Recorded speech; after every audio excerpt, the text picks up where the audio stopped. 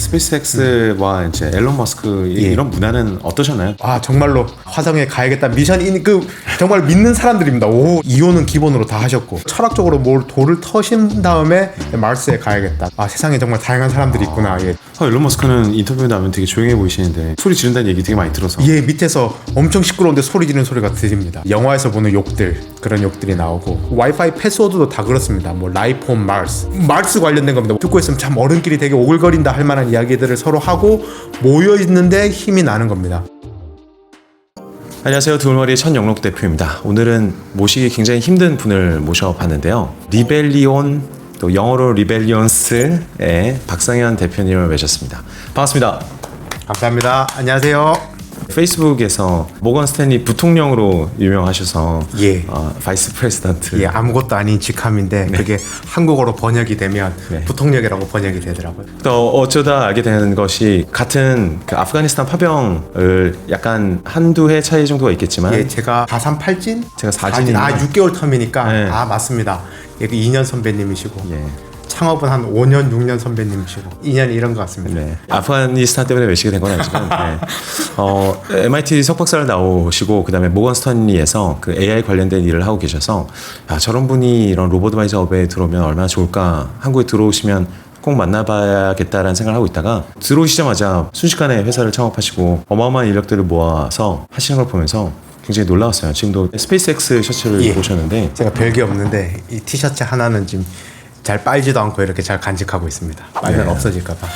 그래서 그 수많은 얘기, 스페이스X에서 일하셨던 거, 모건 스탠리에서 일하셨던 거 여쭤보고 싶은 게 너무나 많습니다. 우선 리벨리온은 어떤 회사인지. 저희는 인공지능 반도체를 만드는 회사입니다. CPU가 있고 GPU가 있고 요즘 NPU라 그래서 인공지능 알고리즘을 돌리게끔 가속하는 반도체를 만드는 건데 저희는 1차적으로 보고 있는 마켓이 그 하이프칸 트레이딩 쪽. 거기서 저희는 어쨌든 그 테슬라처럼 탑나치 브랜드를 잡겠다. 하이 브랜드로 자리매김해서 이제 서버 땅까지 그리고 자율주행까지 내려오겠다 그렇게 생각하는 회사입니다. 저희가 일단 바라보고 있는 그 하이프칸 트레이딩 쪽에는 CPU, GPU 그리고 FPGA가 할 수 없는 따라올 수 없는 영역이 있고 반면에 이제 서버 스케일에 가면 요즘 서버 그 데이터 센서 굴리는 돈이 엄청 많이 들어갑니다. 이제 그 코스트를 낮출 수가 있죠. 전기세를 낮추면서 에너지 에피션시가 곧 캐시로 환산이 되는. 자율주행 같은 경우도 자율주행 하는데 GPU로 해버리면 남들은 브레이크를 한 뭐 0.1초 만에 밟는데 저는 0.001초 만에 밟을 수 있는 게 있을 테고. 그럼 현재 NPU 시장은 규모가 어느 정도나 되고 그래서 1등은 누가 자리 잡고 있는 상황이죠? NPU는 AI 반도체 GPU까지 포함시키면 지금 even now 한 100 billion 정도라고 보시면 될 것 같습니다. 근데 의외로 여전히 GPU가 킹입니다. 엔비디아 GPU가 아마 GPU를 쓰셨을 겁니다. 이제 전부 그쪽으로 뭐 60 billion 정도고 계속 이제 추가로 상승하는 구조인데 AI 칩으로는 인텔 하바나 랩스가 인텔 어콰이어드에서 가는 팀들이 있는데 요즘 뭐 그래프코라든지 삼바노바 이런 보통 사람들은 모르지만 스타트업인데 이미 밸류에이션이 5 to 10 billion 한 5조 10조 이상 되는 회사들이 쟁쟁하게 그런 애들이 있고 한국에도 저희 팀이랑 뭐 몇 팀 정도에서 이제 꼬꼬마들이 이렇게 올라오고 있는 상황입니다. 어떻게 이런 회사를 창업하실 생각을 하셨어요? 어떤 계기가 있으셨나요? 제가 그 모건 스탠리에 있을 때 저는 FPGA 갖고 트레이딩을 했었습니다. 이제 CPU, GPU 뭐 그런 걸 쓰다가 FPGA는 그러니까 하드웨어랑 소프트웨어 중간 정도라고 생각해 주시면 될 것 같습니다. 헤지 펀드 같은 데서는 이미 FPGA를 건너떠서 ASIC을 가고 있더라고요. 이미 NPU를 만들고 있더라고요. 보니까 ASIC이라고 하는데 칩을 파는 게 아니고 본인들 트레이딩을 하기 위해서만 만들더라고요. 인텔 CPU, 엔비디아 GPU처럼 파는 게 아니고 자기네들 트레이딩 하기 위해서 딱 만드는 저게 그냥 비즈니스 찬스가 있겠다. 그리고 한국이 원체 세미컨덕터 잘하니까 한국에서 한번 해보면 의미 있는 마켓이 있을 수 있겠다.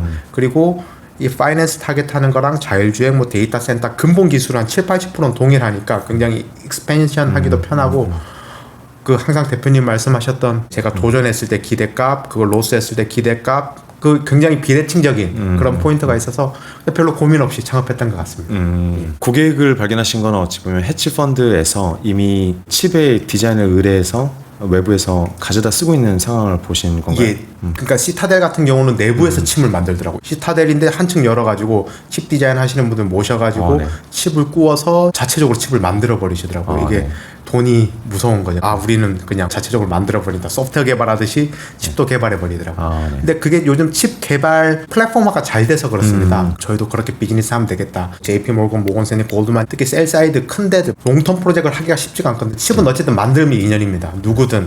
누구든 그게 2년짜리에 커밋하기가 쉽지가 않습니다. 더 잘 아시겠지만 1년의 보너스가 중요하신 분들이어가지고 어차피 셀 사이드는 가려면 한참 멀었다. 그럼 제가 셀 사이드의 테크 벤더로서 역할을 하면 되겠다. 1차적인 제 비즈니스 타겟으로 보고 있었습니다. 모건 스탠리에서 하시던 일은 구체적으로 무엇이었나요? 기본적으로 퀀트 프로그래밍은 똑같습니다. 알고 트레이딩 하는 거죠. 엄청난 물량을 일주일 안에 팔아치워야 됩니다. 한 방에 올려버리면 이제 하이프칸 트레이더들이 뜯어먹으러 달려오죠. 시간에 따라서 나눠서 이렇게 오더를 냅니다. 일주일 동안 큰 셀 물량이 있지만 바위도 가끔씩 썩습니다. 저의 포지션을 들키지 않기 위해서 시간으로 쪼개고 거래소도 쪼갭니다. 미국은 거래소가 굉장히 많기 때문에 그런 일을 한 2년 조금 넘도록 하고 있었습니다. 아, 네. 예. 플래시 보이즈라는 데 나왔던 이야기들이 똑같습니다. 예. 다 그 영역인 거죠? 예, 플래시 보이즈 읽으신 분도 있지만 시카고에서 마켓 데이터 끌어다가 뉴욕에서 막 트레이딩 하는데 시카고에서 뉴욕까지 빛의 속도로 라운드 트립을 해도 그때 보면 밀리세컨이 걸린다더라고. FPGA는 요즘에 1밀리세컨보다 작게 오더 하나가 나갈 수 있거든요. 네. 마켓 데이터 보면서 트레이딩 하기에는 역설적으로 빛의 속도가 느린 겁니다. 만약에 대표님은 마켓 데이터를 6개 보고 트레이딩을 할 수 있으면 전 마켓 데이터를 10개 보고 트레이딩을 할 수 있는 조금 더 포커 게임 치는데 좀 더 패가 많이 보이는 그런 상황이어가지고 속도 싸움으로 가는 건데 트렌드가 있는 것 같습니다. 관련해서 레이턴시를 줄이는 프로젝트 중에 예. 이것도 몇 년 됐죠? 스타링크가 그 스페이스X가 맞습니다. 예. 처음에 띄었을 때 결국은 이 레이턴시 줄여주는 것을 예. 해낸다. 예. 그래서 얘기도 들은 게 뭐 한 2년 정도 됐는데 다 아시고 계셨을 거 아니에요? 왜냐면 스타링크에서 일하고 계셨던. 예, 제가 스타링크 일할 때 스페이스X에서 인공위성을 제가 있을 때 한 200개 정도 띄워가지고 인터세틀라이트 커뮤니케이션, 인터넷 위성을 하자. 빔포밍을 쏘아가지고 도쿄 스탁 익스체인지의 마켓 데이터를 장외 거래되는 마켓 데이터를 가져와서 뉴욕에서 트레이딩 하자. 이제 정말 인간의 탐욕 끝도 없는 거죠. 보통은 인터세틀라이트로 끌어오면 그라운드 범핑을 합니다. 세틀라이트에서 그라운드 때리고 있다가 때리고 하는데 이제 그라운드 범핑을 없이 바로 인터세틀라이트로 때리자 해봐서 지구 반대편에 마켓 데이터를 끌어올 수 있을까 이런 프로젝트를 하더라고요. 그 계산 자체가 그 위성들이 워낙 빠른 속도로 움직이고 예. 있으니까 계산해서 정확하게 쏜다는 게. 예, 그렇죠. 그리고 엄청 그때 일이죠. 필요한 위성이 있어야 되고 위성도 궤도가 달라서 저궤도 위성, 고궤도 위성이 있고 심지어 중력도 다릅니다. 그러니까 멀리 있으면 중력도 다르고 속도도 엄청 빨리 돌고 중력이 다르고 속도가 다르면 시간이 다르게 갑니다. 이게 상대성 이론인데 중력이 약할 때 그리고 빨리 돌 때 시간이 다른데 세틀라이트 A랑 세틀라이트 B가 시간이 다른 겁니다. 1초에 대한 레퍼런스가 다르니까 정말로 궁극적인 거기 상대성 이론까지 가야 되는 게 나오더라고요. 와, 정말 돈 벌려면 무슨 짓을 해야 되는구나. 네. 근데 이런 정말로 궁극적인 프로젝트는 결국 이 파이낸스 쪽에서나 나올 수 있겠구나. 심지어 그 C++ 인벤터가 모건스탠리 직원이십니다. 의외로 의미 있는 프로그램이라거나 정말 공상과학 같은 일들이 저희는 월스트리트에서 좀 시작되는 경우가 있지 않나. 실리콘밸리보다도 어쩌면. 왜냐면 그게 파이낸셜리 서포트가 돼야 되는데. 그쵸. 예. 그런 게 있었던 것 같습니다. 되게 재밌었던 것 같습니다. 근데 스페이스X에서 일하는 것도 엄청나게 재밌었을 것 같은데. 예.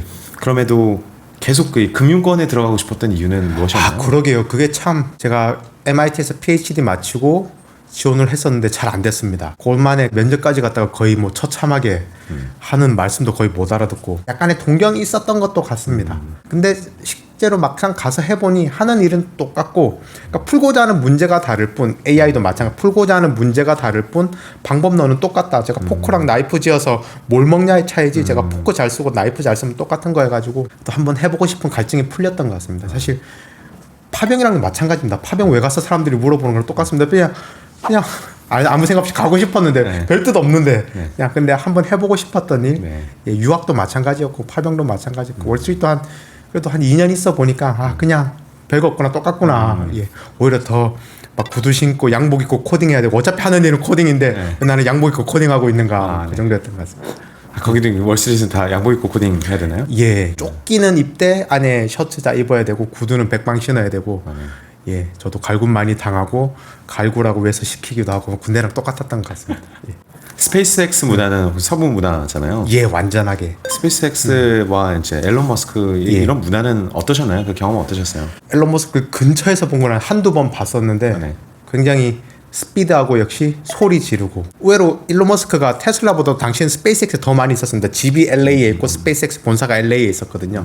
와서 하는 모습 보면 어제 결정 오늘 뒤집기 밑에 엔지니어들은 너무 힘들지만 근데 또 그래야 또 속도감이 있겠다 싶기도 했었고 저희 한 6명 팀이었는데 보면 어떤 의미에서 저만 제일 멀쩡하고 저만 제일 개성이 없었던 다들 이혼은 기본으로 다 하셨고 이혼은 기본으로 다 하셨고 정말로 그 마르스에 가야겠다, 화성에 가야겠다 미션 정말 믿는 사람들입니다. 오 정말로 그런 말씀을 식사하시면서 사람들이 하십니다. 이제 저는 빠져 있죠. 오늘 또 대도 안 되는 소리 하고 있네 이러면서 빠져 있는데 주의 깊게 듣지도 않습니다. 어차피 영어기 때문에 들으려면 진짜 온 정신을 집중해서 들어야 되거든요. 화성에 되게 가셔야 되는 사정이 있으신 분들, 하셔야 되는 사정이 있으신 분들, 3년 안에 교통사고 3번 당하신 분, 철학적으로 돌을 터신 다음에 마르스에 가야겠다. 아마존에서 시니어 디렉터 하시다가도 나는 엔지니어링 배워서 마르스에 가야겠어. 세상에 정말 다양한 사람들이 있구나. 6년 7년 버티시는 분들은 다 그런 분들입니다. 세상은 굉장히 많은 사람들이 있고 스펙트럼 이 극단에 있는 사람도 있는데 이런 사람들 뭘 해도 하겠다. 그런 분들 계셔가지고 이런 사람을 담아낼 수 있는 회사가 필요하겠구나. 일론 머스크는 인터뷰 나면 되게 조용해 보이시는데 소리 지른다는 얘기 되게 많이 들어서 밑에서 엄청 시끄러운데 소리 지르는 소리가 들립니다. 영화에서 보는 욕들 그런 욕들이 나오고 의외로 되게 플루언트하지 않으십니다. 일론 머스크가 보면 남아공 출신이셔서 공개 석상에서 말할 수 없는 이런저런 이야기들 있었었고 근데 저도 말단이어가지고 그냥 한두 번 본 걸로 일론 머스크다 사람들 가가지고 손가락질하고 그랬던 것 같습니다. 스페이스X가 의외로 복지라고 할 만한 게 없습니다. 대표적으로 미국에 401k라는 게 있는데 401k가 퇴직연금인데 보통 매칭을 다 해줍니다. 401k 매칭이 없습니다. 스페이스X가. 왜냐하면 프로핏이 없기 때문이죠. 거의 무한적자 회사입니다. 적자가 쿨한 회사에 완전 극강에 있습니다. 그럼에도 불구하고 직원 복지가 안 좋은데 그런 특급 인재들이라고 할 만한 사람들이 살아있는 건 그런 이야기를 들어주고 맞받아칠 분들이 모여있어. 그러니까 동호회 분위기입니다. 어떤 의미에서 오히려 거기서 비즈니스 하는 사람 일론 하나다. 원체 빅샷이고 이상하신 사람이니까 코인 보면 진짜 이상한 짓 하고 있죠. 근데 역사적으로 다 이상했습니다. 에디슨도 진짜 이상했고 스티븐 잡스도 이상했습니다. 일론이랑 CEO라고 프레지던트가 있습니다. 여성분이 있는데 두 분 정도만 의외로 비즈니스를 하고 있고 실제로 일론이 미쳤는지 미친 척 하는 건지는 볼 때마다 헷갈리는데 함께 일하는 사람들 다 미친 사람들입니다. 마르스에 미쳐있는 사람들이 있습니다. 그런 사람들 한두 사람 있으면 무시를 당하는데 모여서 이야기를 하고 밥 먹으면서 이야기를 하고 그 와이파이 패스워드도 다 그렇습니다. 라이프 온 마르스 관련된 겁니다. 와이파이 패스워드도 다 엔지니어들이 바꾸거든요.